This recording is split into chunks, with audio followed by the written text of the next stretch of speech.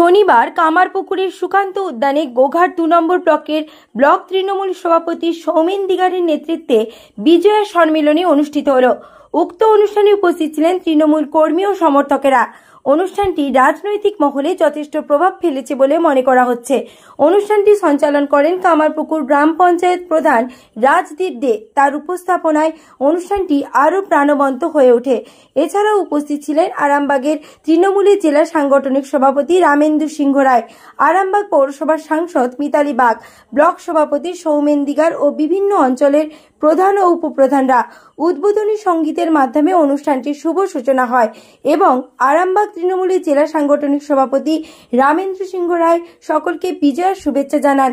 Block সভাপতি সৌমেন দিগার বলেন, এই অনুষ্ঠানটি তৃণমূলের রাজনৈতিক দলের ঐক্যের প্রতীক। এছাড়াও সেখানে উপস্থিত সকলের আনন্দ উচ্ছ্বাস ছিল চোখে পড়ার মতো। সবকিছু মিলিয়ে একটি উৎসব মুখর পরিবেশ তৈরি হয়েছিল।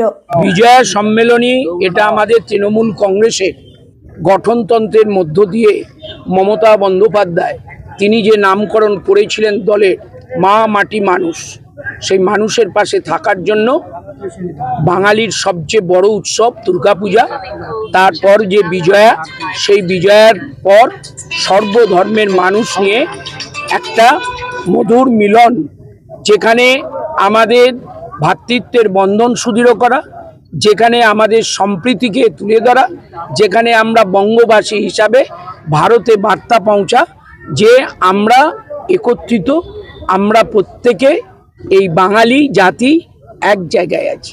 দাদা খানাকুলটি জলের টাকা পর্যন্ত বন্ধ করে দিয়েছেন, দিয়ে বড় বড় কথা বলছেন। কথা তো বলতে অনেকের ভালো লাগে ভাই, যদি সুন্দর একটা মাইক থাকে, সুন্দর একটা সাউন্ড থাকে, তাহলে ঠুসতে ভালো লাগে, বলতে ভালো লাগে। কিন্তু এটা হচ্ছে বাংলা, বাংলা লড়তে জানে, বাংলা গড়তে জানে, বাংলা করতে জানে, করে দেখাতে জানে। কারণ মমতা বন্দ্যোপাধ্যায় মানে নতুন আলো, নতুন দিশা, নতুন কিছু ভাবনা। আজকে দেখুন আবাসের টাকাও বন্ধ করে দিল, 100 দিনের কাজের টাকাটাও বন্ধ করে দিল। বাংলার জননেত্রী বলেছেন যে ভাই আমি কথা দিয়েছিলাম 2011 সালে আসার সময়, বদলা নয় বদল চাই, উন্নয়নটা করতে চাই। তার সাথে সাথে 2011 সালে আমরা আরো একটা জিনিস সকলের মধ্যে পেয়েছি, আমরা সকলেই পেয়েছি, সেটা হচ্ছে বাক স্বাধীনতা। বাক স্বাধীনতাটা কিন্তু 34 বছরের জমানায় ছিল না।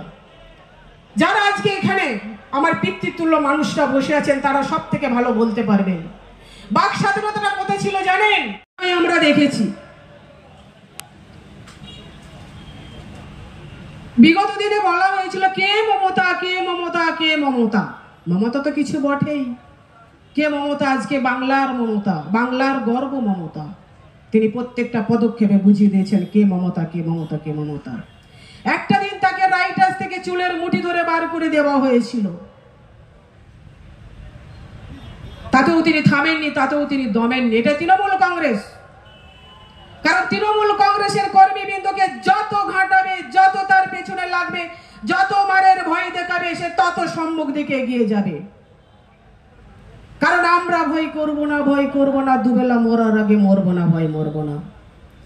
আজকে যেই দুর্গাপুজোকে কেন্দ্র করে আজকে কোর্টে গেছিল, ভারতবর্ষে একজন দলিত ছাত্র রোহিত ভেমুলার হায়দ্রাবাদের বিশ্ববিদ্যালয়ে মরার আগে তার শেষ চিঠিটা লিখে গেছিল, আমি দলিত ছেলে বলে একজন বিজ্ঞানের গবেষক হয়েও আমি আজ ব্রাহ্মণ্যবাদীদের অত্যাচারে নিপীড়িত হয়ে আমি আমার শেষ চিঠি লিখে আত্মহত্যা করতে বাধ্য হচ্ছি।